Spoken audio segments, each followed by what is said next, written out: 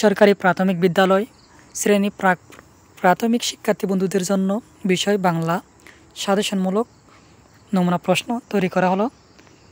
নাম লিখবে, এরপর রোল নাম্বার, এরপর 1 নম্বর প্রশ্ন অ থেকে আও পর্যন্ত ধারাবাহিকভাবে লেখো। এর জন্য দেওয়া হবে শিক্ষার্থী বন্ধুদেরকে 10 নম্বর, অর্থাৎ বক্সের ভিতরে শিক্ষার্থী বন্ধুরা এখানে লিখবে। 2 নম্বর খালিঘর পূরণ করো।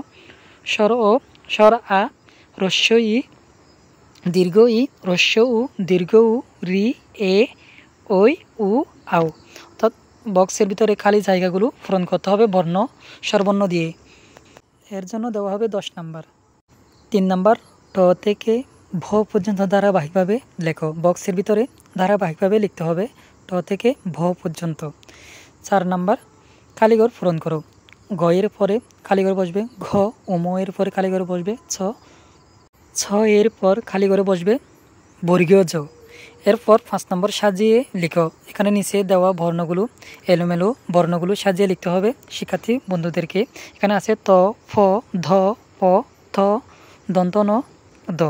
বর্ণগুলো সাজিয়ে লিখতে হবে। এর ভিতরে সর্বপ্রথম লিখতে হবে ত, থ, দ, ধ, দন্ত ন, প, ফ।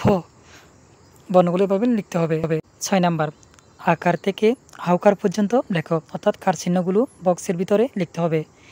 এরপর 7 নম্বর বর্ণ দিয়ে শব্দ তৈরি করো। রস্যইতে ঈগল, রিতে ঋণ, ইয় দিয়ে মিয়, ট দিয়ে টপ, দ দিয়ে দই।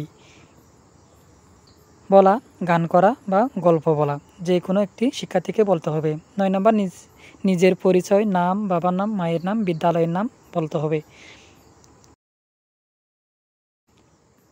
প্রত্যেকটি পরীক্ষার প্রশ্ন পেতে আমাদের চ্যানেলটি সাবস্ক্রাইব করে রাখার জন্য অনুরোধ রইল। ধন্যবাদ।